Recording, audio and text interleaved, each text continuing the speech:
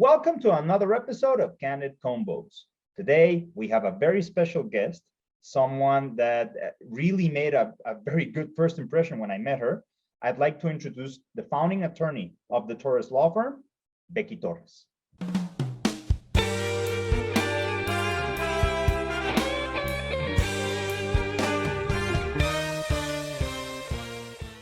Joe, it's a pleasure to be here with you today.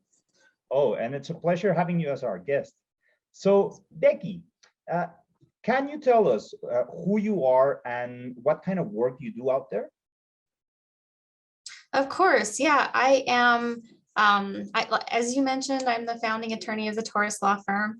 I have one associate attorney and a number of staff members, so we're kind of a small team.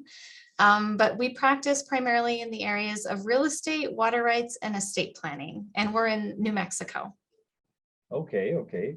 So I do have a question regarding your practice areas because I've seen some of them before with some of our clients, but water rights, that's something that's very different. What can you tell us about that?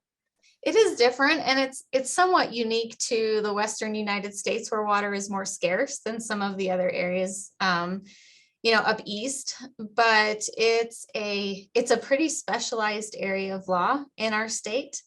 And I've practiced water rights since I became an attorney. It's the only area of practice that I've had from the very beginning and on until now.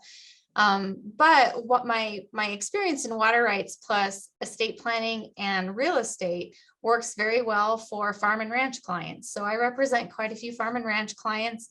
And I can help them. Of course, real estate is an issue because they usually own land. Water rights is an issue because they're irrigating crops. And the estate planning piece helps me to help them plan and protect their assets. And it works well for that demographic of client. Yeah, of course. I think it makes a lot of sense. Like you're looking, well, not to make it sound like oversimplify things, but you look at the ground, everything that's in it, and you can provide a very complete service when it comes to that. But water rights, what made you go into that? Because the other, I imagine you can offer a more complete service and you have a very wide range of knowledge when it comes to the land and the usage that you can give it. But why water? Yeah, water rights is actually something that I've wanted. It's an area of the law that I've been interested since law school. And it probably has to do with my background in agriculture, because water rights is tied very closely to agriculture in our state. And so I think that's probably where my interest came from. Let me get into this. You have a couple of virtual assistants with us. Now, I do. I imagine that the practice of law used to be more of a face-to-face or even written thing with you guys. And now it's evolving to this, to doing most things virtual, thanks to the pandemic, of course. But some people were set up to work virtually before. Some of them are set up to work virtually because they have to. Some of them didn't cope with the change. Where would you stand when it comes to that change from doing everything in-house and face-to-face to start doing things virtual? Yeah, that's a great question, because the nature of my practice is that I have clients all over the state of New Mexico. They're pretty spread out in generally. So a lot of my clients, even before the pandemic, I was working with them mostly over email and phone. Now I still did have some in-person meetings, but I would go, it would be normal for me to not have any client meetings face to face for an entire week. And that's just sort of the nature of my practice. That being said, my staff was in-house, my staff was all, face to face interaction. And it wasn't until the pandemic that we were sort of thrown into doing things virtually that I ended up with 2 staffers from Get Staffed Up. And I probably never would have considered that prior to the pandemic. But it has been such a fantastic arrangement to have these staffers. They're amazing. We love them. We have all this technology in place that has allowed us to work with them seamlessly. And we've sort of developed processes. It wasn't perfect right out of the gate. But it's just amazing the things that I'm considering in my office and my staff now that I never would have considered 3 years ago. And I'm glad to be where we are now because we have great people working for us. And it's working really great. Oh, yeah, I actually remember that about our meeting that you told us that you had that meant you needed hands on deck. You also mentioned that you were running this business with your husband and you needed backup. So when I exited that meeting, I had like, okay, I have this feeling that she's gonna go for it. And then I was so happy to see a couple of months later you went for your second one. So I'm thinking, okay, this is just working out. Now, what kind of work do your like virtual assistants perform for you guys? Yeah, so Rebecca was the first virtual assistant that joined us, and she does mostly drafting for us. So we have a software that has templates in it. She uses those templates. She drafts. So she may draft deeds. She may draft contracts. So she puts together all those initial drafts for me, and then I will revise them, review them, revise them, and finalize them for the clients. And she does some communication with clients, mostly by email, but we have a phone system set up for her to call clients as well. So and that's sort of what we had as a paralegal position. So she's sort of filling that paralegal role. And then our second staffer is doing more of an administrative role. So she is sending out contracts to new clients, collecting retainers. She's helping with billing. She's taking care of all of our electronic filing. So filing with the court, filing with Secretary of State, for example. So she's handling a lot of those administrative tasks. Any lists that we have within the office internally that needs monitoring, so case tracking lists, that type of thing, she monitors those for us. We have a number of standing meetings that we do on Zoom. We get together and we go over like accounts receivable reports, that type of thing. So yeah, that's more of an administrative assistant role. And then we've got the paralegal role. Wow. I'm very happy to know that. I mean, of course, they must have done this with your guidance and with your training. It's not like they just came in knowing all of that, but I'm very happy to know that they can perform at that level. And, I could keep going. I could keep interviewing you, asking you questions for about an hour because there's so much I don't know about you. But unfortunately, we're kind of running out of time. So I want to make the last ones like special ones. So I had this question, and it's more about how things are looking like right now when it comes to the pandemic. There's this sensation that the pandemic is dying down, that it's almost over. I wouldn't bet on anything. I don't know, but I know a lot of roles are returning face to face. Now, you used to be kind of virtual before.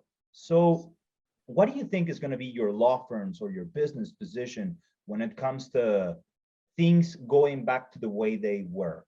Is there such a thing, or is they're not going to go back like they were? I think as far as our communication with clients, we probably will go back to the way we were and meet. I mean, again, it's our meeting face to face with clients is minimal, but that has sort of gone back to normal. Even within the last several months, we have people coming in the office. People feel more comfortable doing that. But as far as staffing, I mean, we've been, and I can't tell you enough positive things about our staffers. They're dedicated. They're amazing. They are sharp. They pick up on training, and they are dedicated to keeping me accountable, which is something that I need when I'm busy at work. And, they have these tasks, and they're really driving the bus, as we say, on the tasks that I have given them to do. So, as far as that goes, what we have working now, or what we have going on now, is working so well. And, we have, like, our communication systems are great. We have a Zoom meeting every morning with everyone. And anytime we have a meeting, we have time limitations, so we don't get bogged down with meetings, but we have these systems in place that really allow us to effectively communicate with each other and reach out to each other if we need something. And all these processes have been a benefit to me, because it really causes us to be, it allows us to be more productive and streamline the work here at the office anyway. So it's been a benefit in so many different ways. Okay. Well, thank you for that piece of information. It's thanks to people like your team members, your virtual assistants, that I can say that I can proudly call myself offshore talent as well. Proudly. So let me ask this one final question, and then I guess this is it. Because you're mentioning how things work in your office, what kind of culture exists in your organization today, and how did you establish it? I think it just sort of developed organically. I don't know if I can answer the question how we established it, but a lot of law firms are high stress, high tension. We don't do a whole lot of litigation. Our work is a lot more transactional than litigation. And so I think as a law firm in general, we're a little bit more laid back. I mean, there are certainly stressful periods of time. Sometimes we have real estate closings that get stressful and we're bumping up against deadlines. But I think as far as a law office goes, I would like to think we're pretty laid back. And we have great relationships. We get on Zoom and sometimes we spend a couple minutes chatting ahead of time. Our staffers are so sweet. They send us like a box of donuts on holidays, and we try to send them stuff as well. So I'm really happy with our office culture. And that's the thing that would strike me the most when I met you. You give up this vibe of peace and understanding, and at the same time professionalism, that not everybody puts that out. So maybe that also translated into your team. I imagine you have an amazing family, and I want to thank you and everybody involved when it comes to getting people staffed up, because they are going to do their best for you, and I think they're doing that already. I'm very happy to know that you have such a nice culture in your company, and I'm really proud to have people working with you as well. But like I mentioned in the past, a few minutes ago, we just ran out of time. The 15-minute marker just blew, so we blew by it. So just as a last thing, as a farewell, please let people know what you can do for them and where they can find you. Oh, of course. Yeah. So we're online, Torres Law Firm. It's torreslawnm.com. And yeah, we're in New Mexico. We're located in central New Mexico, but we practice, obviously, as I mentioned, all over the state. And I'm now licensed in Texas as well. So yeah, that's where you can find me. Well, guys, you heard it from her. If you need anything related, please contact Becky Torres. That was it for today's episode. Becky, thank you again for appearing as our guest, and we'll see you in the next episode of Candid Convos. Thank you so much for having me, Joe.